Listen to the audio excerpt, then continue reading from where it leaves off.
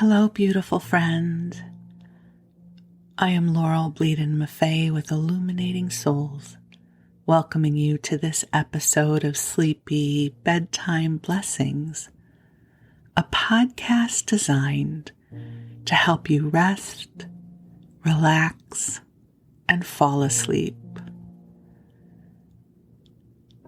Also, this podcast is here to help you deepen in your relationship with the beautiful angels who love you so, and help you open to your own innate magic and light.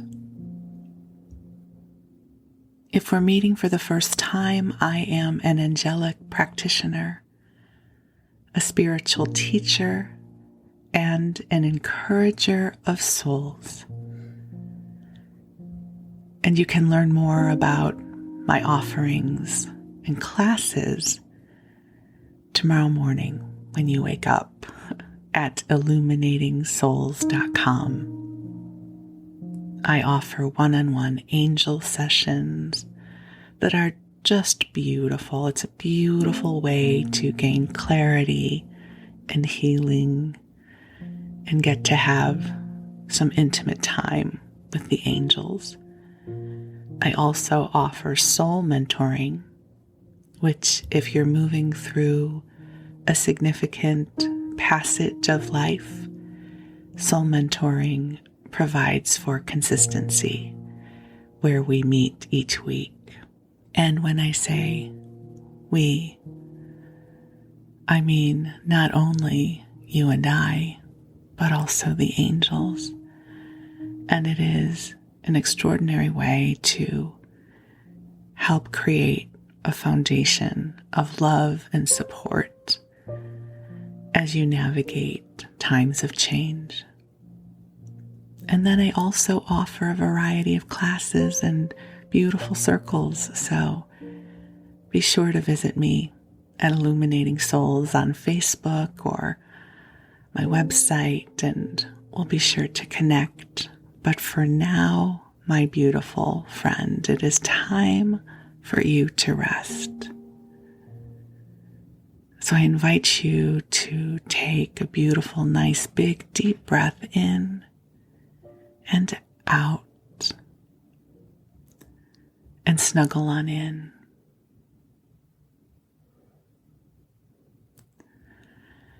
And I will say, as I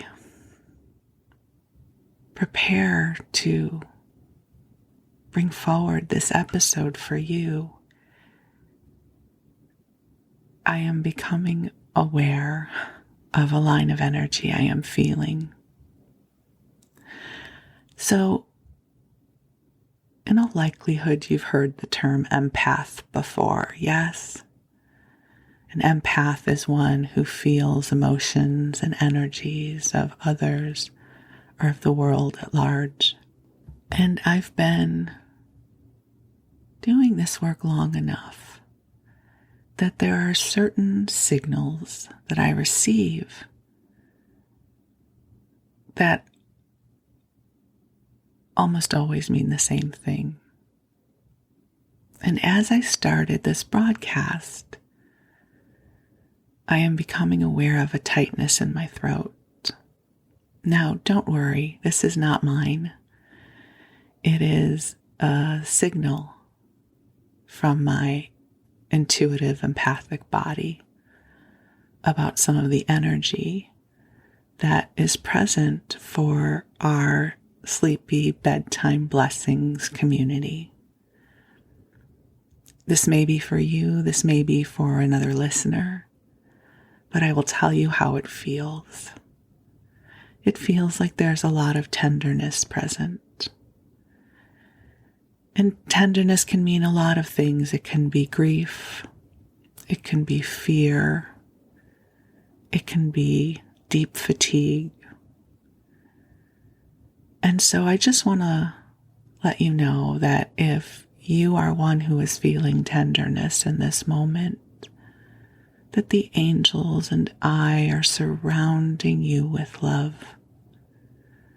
This is not what I expected to be speaking about this evening, but I have learned to surrender to the wisdom of the angels. You know, this moment of getting ready to sleep, it's a time when we are alone with our thoughts, and when the echo of the day and whatever is transpiring in our lives becomes louder sometimes. So I want to invite you to take a nice deep breath in and release. And with your permission, we will ask the angels to come and bring healing to you. And I am asking them to bring healing to your throat chakra as well. That if there are any tears present, that it's okay to let them flow. Tears are a way that our physical body helps release energy. The other signal that the throat tightness often reflects is an inhibition of the authentic voice. And so, if you are feeling a little claustrophobic in how you're using your voice, maybe you feel that you are not being heard, or maybe you are feeling reluctant to share your truth, take a big deep breath in and release. And again, we're going to bring healing to your throat chakra. Just clearing away any old hurts or wounds, any old beliefs that no longer serve you.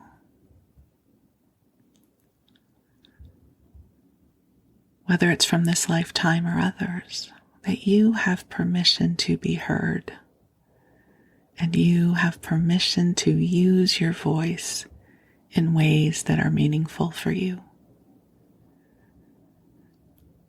You know, if you've ever taken a class with me or had a session, you'll know that I start every session and every class with a prayer.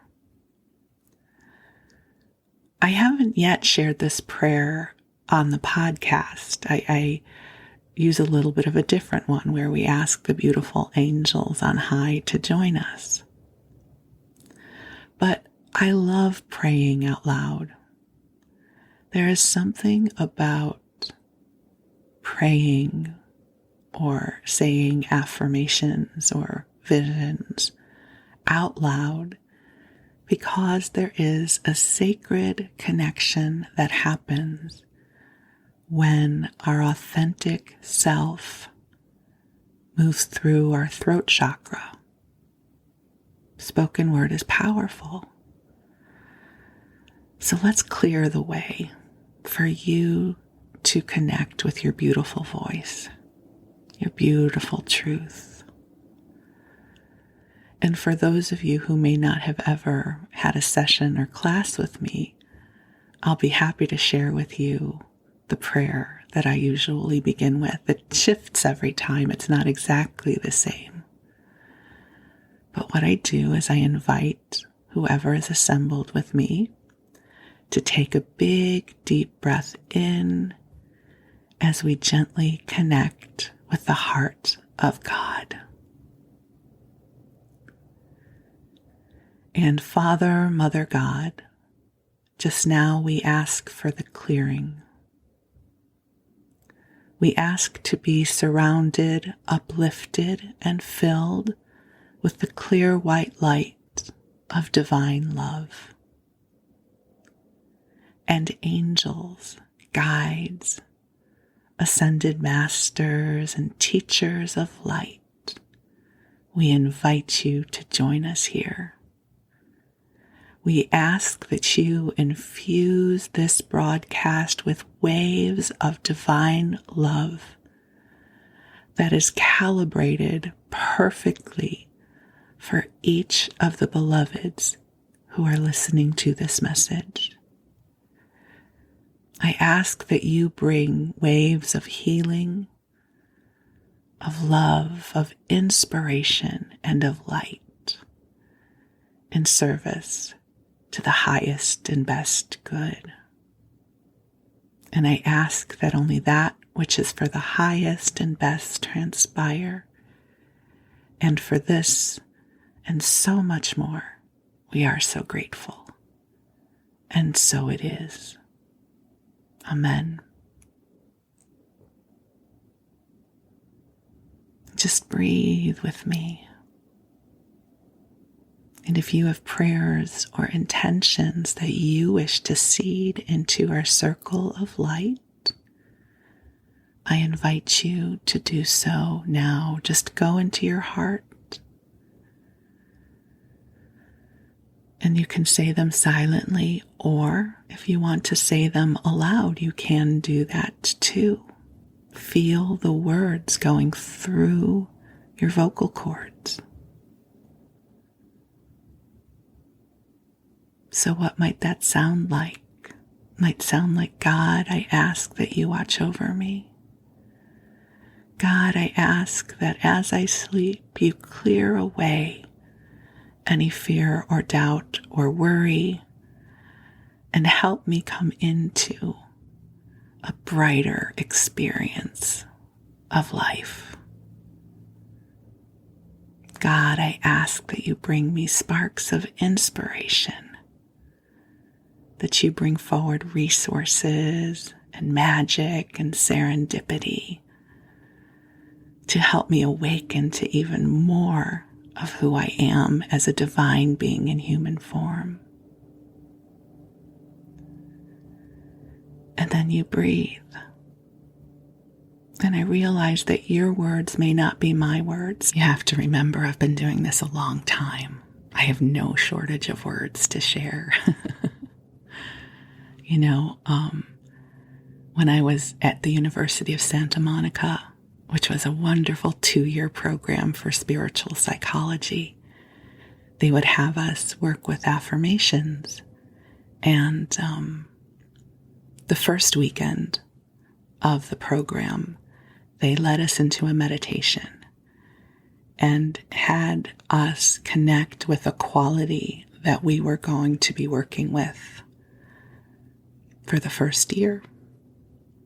And the quality that came forward for me was self-love, because at that time I did not know how to love myself. I was very present to my flaws and my shortcomings, and I really only loved myself through the eyes of others, so that when someone else loved me, I could feel love.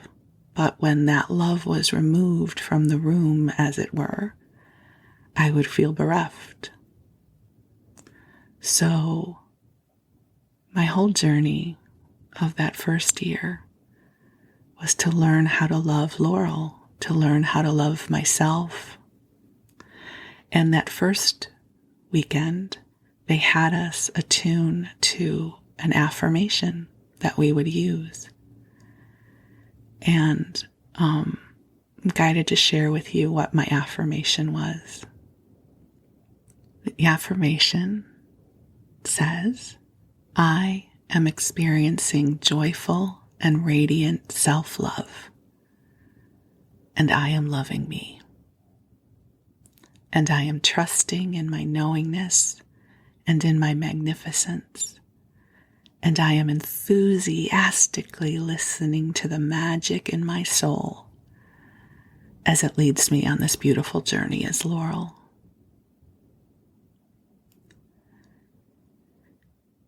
And the thing about affirmations, this is what they taught us at USM, was that they only needed to feel 50% true. And I can tell you that when I first started using that affirmation, it felt much more like a prayer than a truth. And I would say it while I was driving in my car on the way to work. I would say it out loud. I would get the energy moving in my body and imagine that it was true. And so sometimes I would say it in this vibrancy. I would claim it for myself. I am experiencing joyful and radiant self-love. And I am loving me. And I have to tell you, I know the grammar on that is not correct, but it is the way the words came through me at the time, and I trusted the vibration of them to help me. There were other times the affirmation came through me as a prayer from my sad self, as a request. But for a year straight, most days I would say that affirmation out loud. And the next year I would start hiking around the Santa Monica Mountains, which is a whole other story. And sometimes my friends and I would stand on the edge of the canyon and we'd yell our affirmations into the ocean, which felt great to us. I'm sure the neighbors were not happy, but it was over those 2 years that I learned the power of using our voice for igniting change within us. We can't always see where we're going or how we're going to get there. Quite often, the shifts we look to cultivate in our lives come to us through our imagination, through vibration, through prayer, because it takes time to understand who and what we are becoming when we are moving through transformation. For several years of my life, as I was going through my awakening, I could sense what was happening, but I really did not know where it would take me. I had no idea I would wind up doing this work. If you had told me at the beginning of my experience at University of Santa Monica that I would leave my corporate job and teach people how to connect with the angels, I would have bet against you, because no part of it would have felt true to me. It would have seemed like a fairy tale. I didn't even know that I had a connection with angels back then. So there is some sort of medicine coming through this episode for our community, whether that is for you specifically or someone else who is listening. I had a different intention of what I was going to bring forward in this episode, but when I felt the tightness in my throat as I began this broadcast, I knew the angels had a different intention, and I have been co-creating with them for so long that I am humbled and amazed by how they show up in this space. You know, whenever 2 or more are gathered in God's name, miracles happen. And maybe this is one of your miracles right now. Maybe the words that I am broadcasting are for your heart. And you're wondering, how did she know that I needed to hear this right now? And I say to you, I didn't. The angels did. You know, as we become more aware of this journey, it is astounding, these God moments that God and the universe and the angels orchestrate for us, right? It's breathtaking. So just take a deep, deep, deep breath in. And let's release that together. God is here right now with you. You, my beautiful beloved, are a bright, shining breath of God who has incarnated in this time and space to amplify the vibration of love on this planet. And it is not your responsibility to heal and clear everything. You are not capable of that, nor am I. But each one of us embodies a subset of consciousness that is our identity right now. And the journey is to hold it up to the light.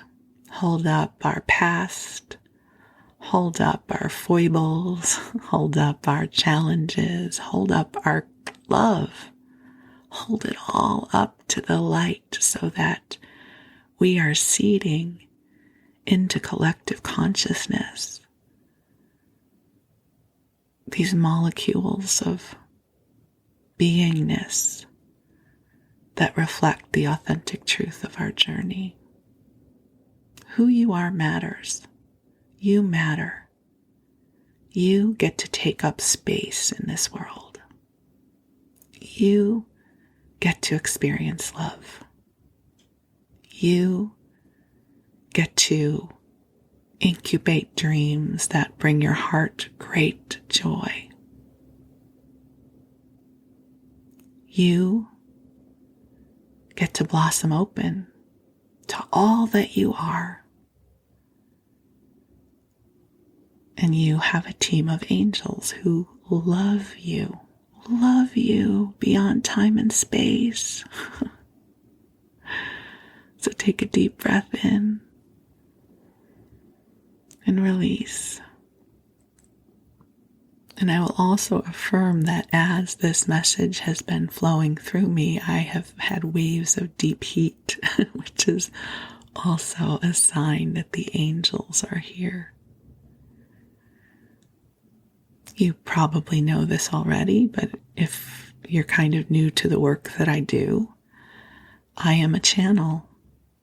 What does that mean, right? Well, as a channel, I have a way of raising my vibration and my consciousness to intentionally connect with the angels and guides who I work with. And they shift their energy to blend with mine. And it allows them to bring their energy closer to physical world reality. It's wonderful. Every time I channel, I feel better. They bring forward messages and light, and it's such a blessing. And that's part of what infuses this broadcast with so much love for you, is they flow through this channel. So this broadcast is for you. That this moment has been orchestrated for you to receive, to bring healing light into all dimensions of your timeline, past and present, and the mystery of what is yet to be. And just breathe, and you get comfortable and cozy. Snuggle on in. This is your time to rest. And as you can feel, the angels on high are already here, my friend. They have been with you since before you hit play on this episode. There is a clearing taking place. I can feel it in my body. As I bring this forward, I can feel the energy in my heart chakra growing lighter and lighter. Breathe in the love that is here for you. Allow yourself to flow into the center of your heart where the angels infuse you with love. And this is your time to receive. As bringers of light, we are very good at giving love. We're not so good at receiving love. Remember my affirmation, self-love. So allow yourself to receive this love. Receive love. Let it kindle in your heart. Let the angels help you remember what it is to be loved in the deepest parts of your beingness. Because this kind of love kindles itself. It replicates in the most wonderful way to help you embody this love, independent of whatever is happening around you. This kind of love will never be taken from you. It exists always and forever. So you breathe and release and give yourself permission to drift off into a wonderful expression of rest. And with your permission, the angels will stay and watch over you and help to clear and balance your energy field so that when it is time for you to wake up, that you will do so feeling lighter than before. And I will say, as I say these words, I feel such bright joy flowing through me right now from the angels. Such a lightness of spirit and joy is coming in now. Allow yourself to be elevated by it as the angels welcome you into this moment. And they are so deeply grateful for the opportunity to love upon you.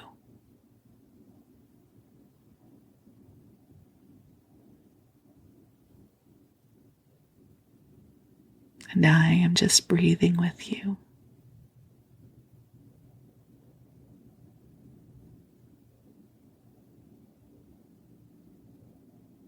There is goodness here for you.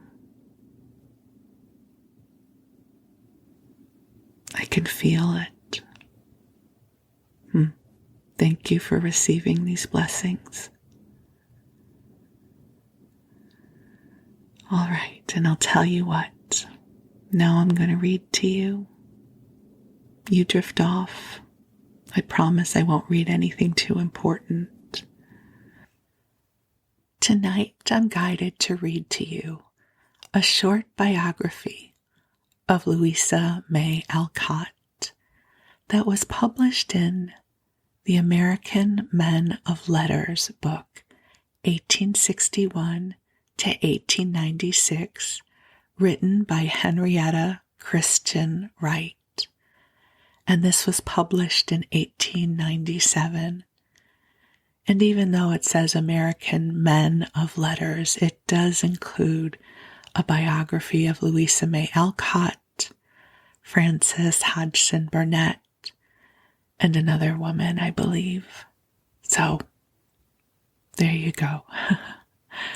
And I will say that I have been having a resurgence of a love affair with Little Women that was really brought about by this podcast when I started reading it to you.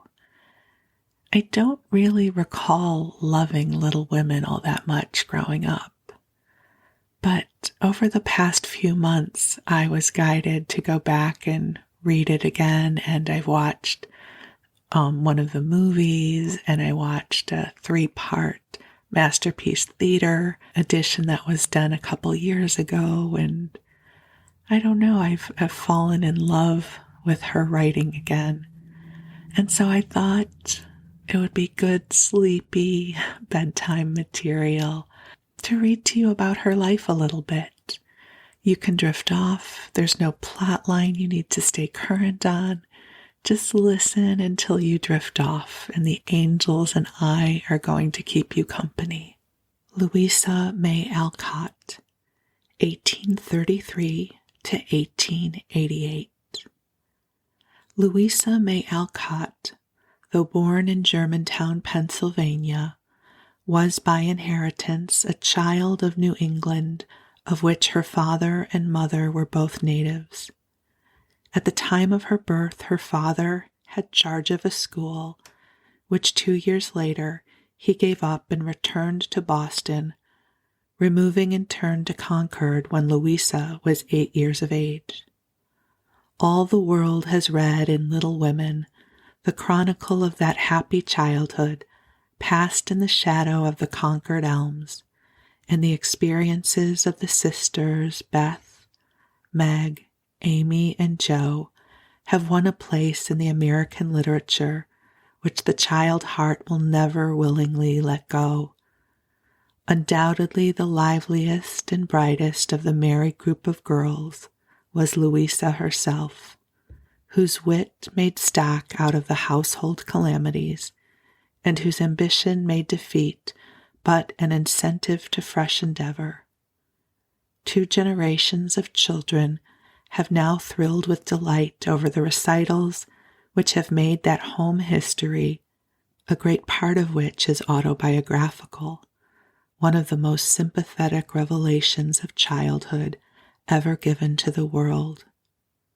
For above and beyond the tale of merry adventure or mad escapade, there thrills that reminiscent quality to which the heart of childhood ever responds.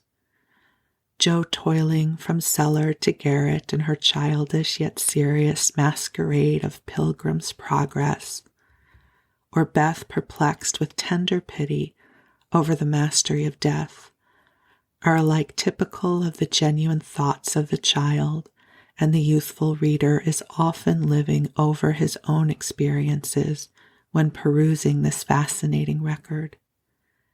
This unique charm, which is necessarily absent in great works of imagination, will no doubt give the story of Louisa Alcott's early days a permanent place in literature, as it has already accorded it a fame which rivals the classic renown of Robinson Crusoe and Robin Hood.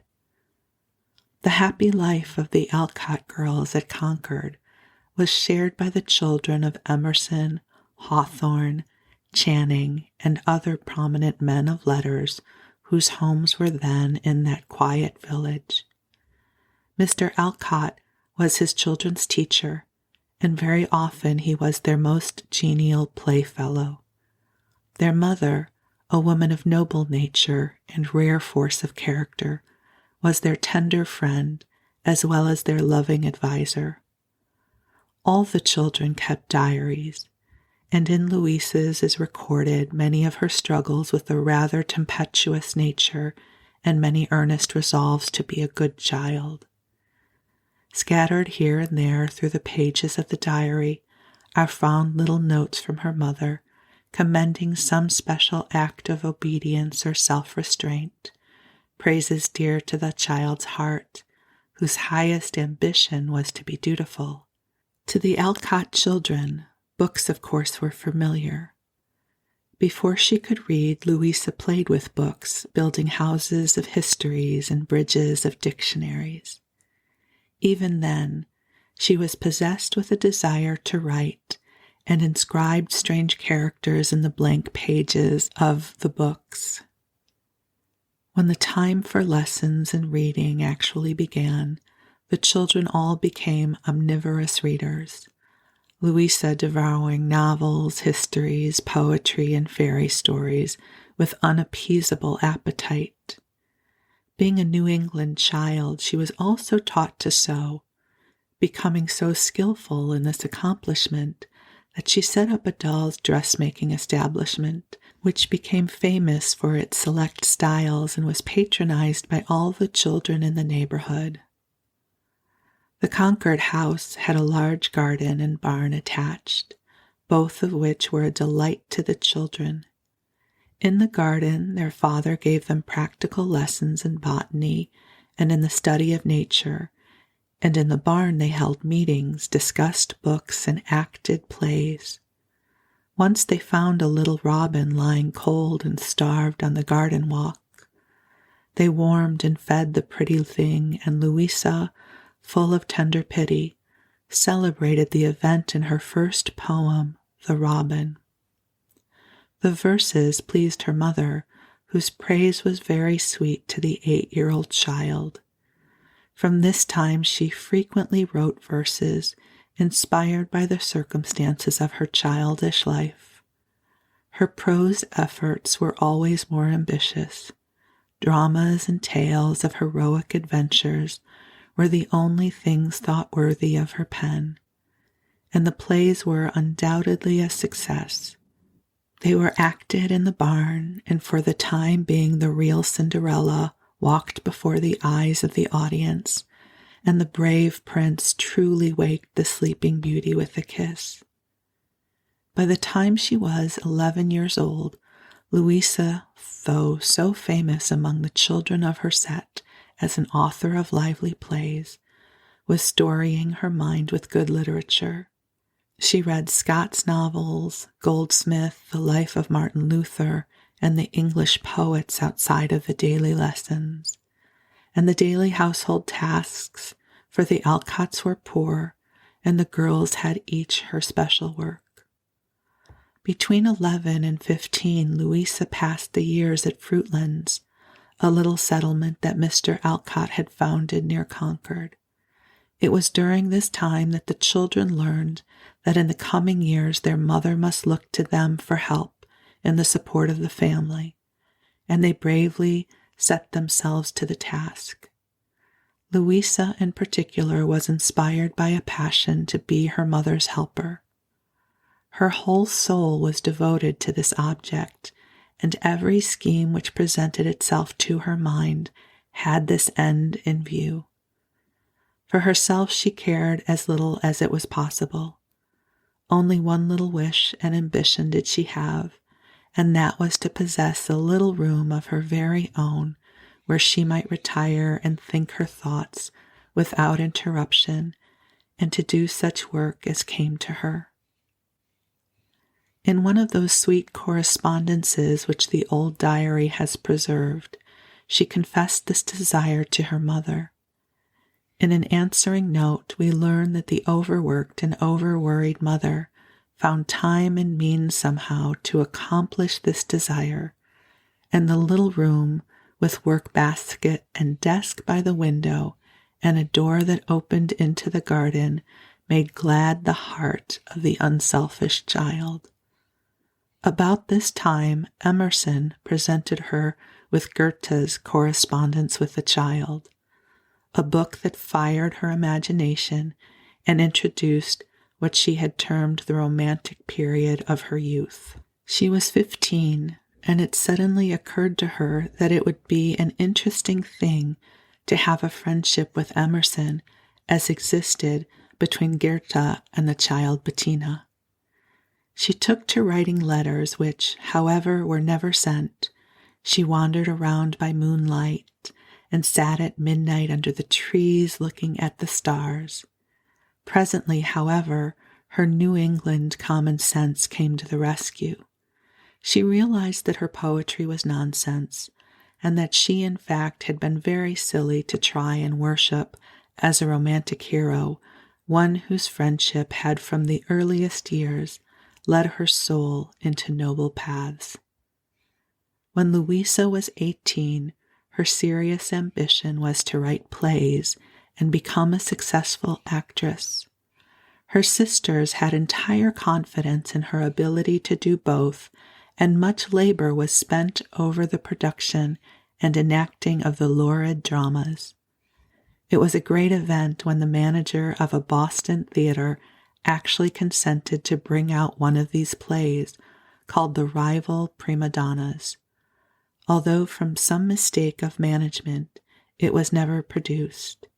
Later, a farce called Nat Bachelor's Pleasure Trip was produced at the Howard Athenaeum, and was fairly approved by the public and press. During these early days of playwriting, the Alcott girls were striving in every way to share the burden of family expenses. Louisa sewed, taught, and wrote, but none of these things paid very well. The family poverty was a real and very distressing fact, and no way seemed to open toward a successful fight against it. By the time she was 22, however, Louisa had decided that her talent lay in the way of authorship.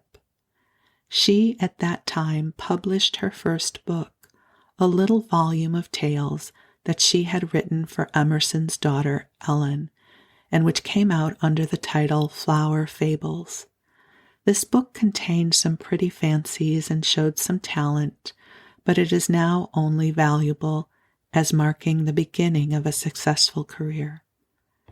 Many short stories and poems had by this time found their way to different papers and periodicals, and for the next 7 years her pen was busy, though the remuneration she received was not entirely gratifying.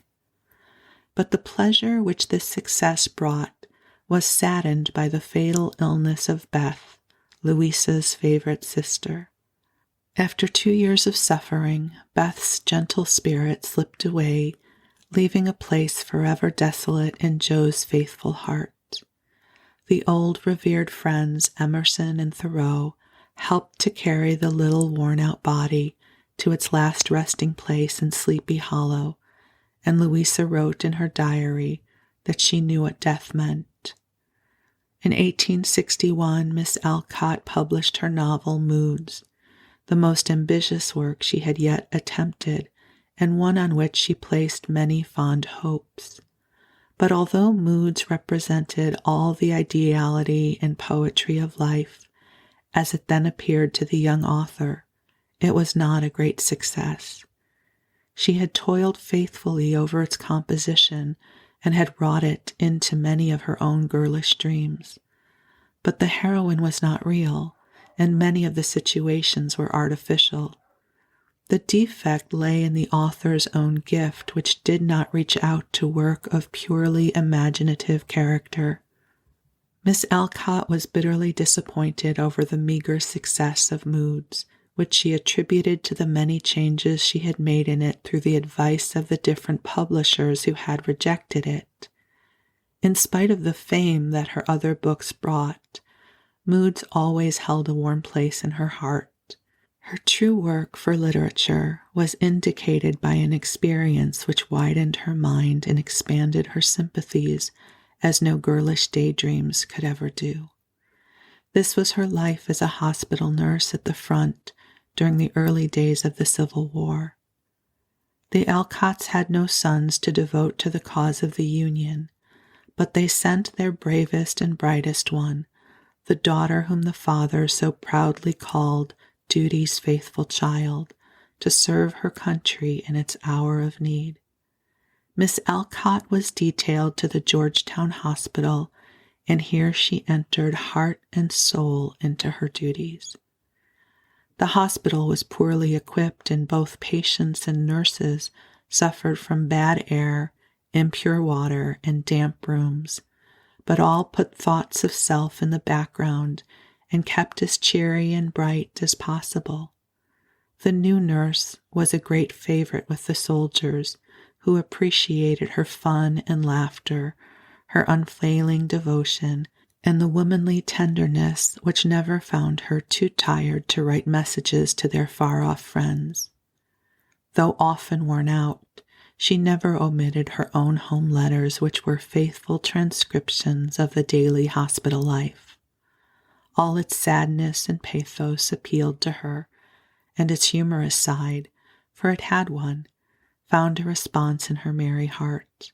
Her experience here ended after 6 weeks owing to a serious attack of typhoid fever. The bad air and drainage of the hospital had done their work, and Miss Alcott returned to Concord, where she was for many months an invalid.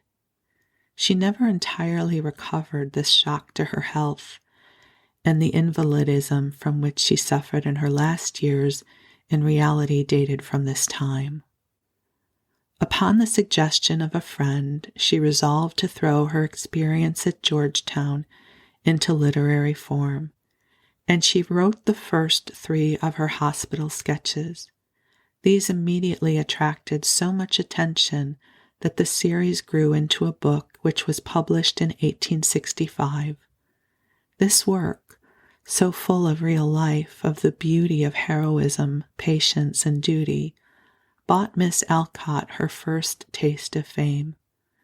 Eminent men, among them Charles Sumner, wrote congratulating her upon her success, and she found herself lionized by a public that was grateful for this glimpse of life at the front.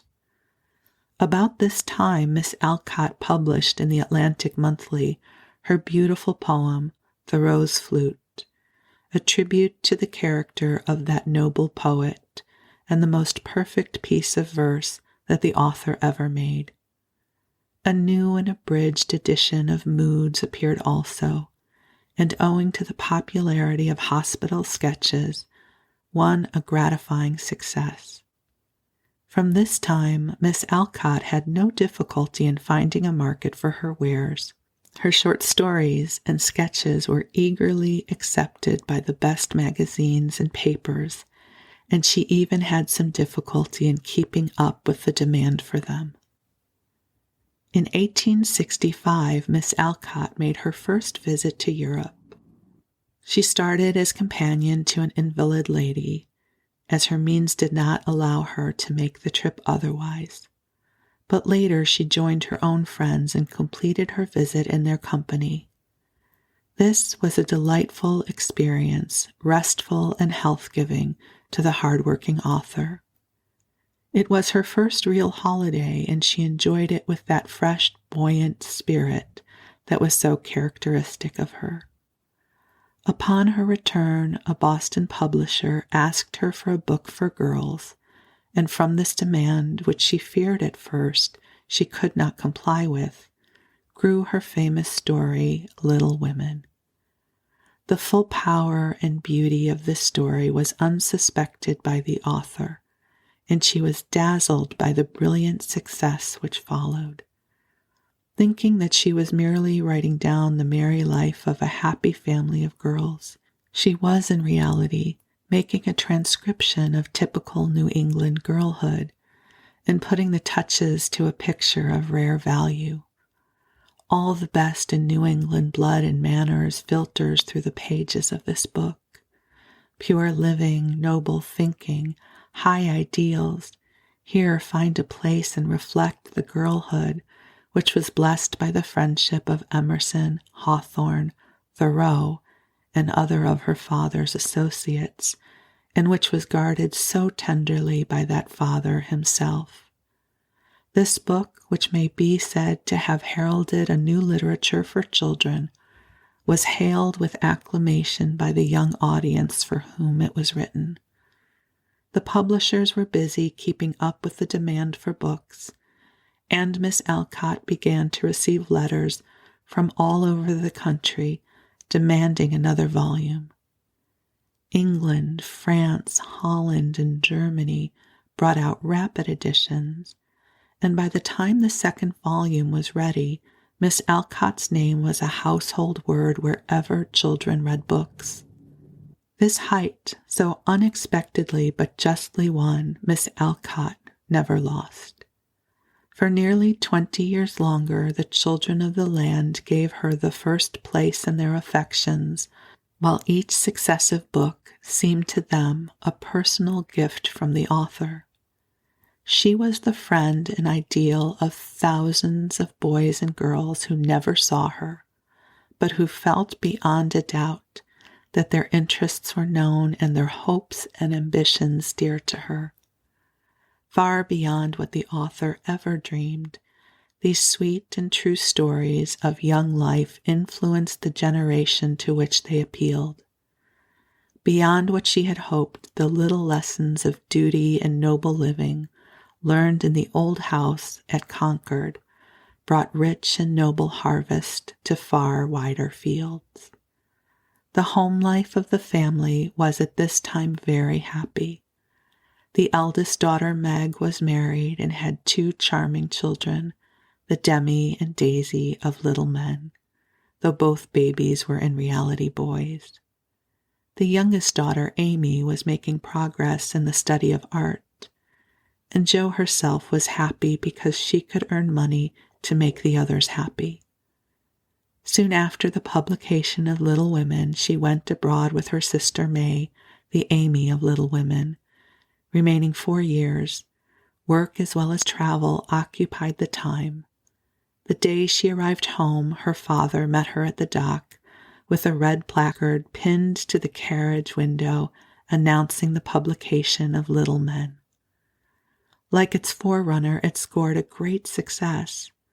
The other numbers of the Little Women series grew rapidly. Old-Fashioned Girl, 8 Cousins, and Rose in Bloom being perhaps the favorites next to the initial volumes. The Spinning Wheel series, Aunt Jo's Scrap Bag series, and Lulu's Library, 3 volumes for small children, appeared as the years went on.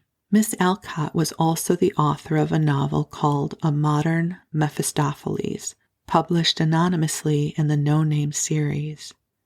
One of her best-known books, Work, is found on the incidents of her own experience in her girlhood days when money was scarce in the Alcott family and the young daughters were striving in every way to lift the burden from father and mother. Her sister Mary married and died abroad, leaving her baby girl to Miss Alcott, and to this little niece she gave henceforth a mother's love. Her own mother and father were ever her dearest care, and her greatest happiness lay in the knowledge that she had relieved their old age from want. Miss Alcott died after a short illness in Boston in 1888. Time had given to her the reward she would have chosen above all others, the knowledge that her work brought not only success, but that it carried its own message of life's great intention to each young heart that it reached. And isn't that just lovely to hear more about her life? It's one of the things I love so much about literature and art is that it can remain timeless. And over 100 years later, it still touches our hearts. So I'm glad for the opportunity to share this with you and hope it brings some inspiration and love to your heart as well. And so I wish you a blessed night's sleep. I wish you sweet dreams. Your angels are watching over you. Know that you are precious in this world and that you are a gift. So you rest and receive the love. And we will connect again soon.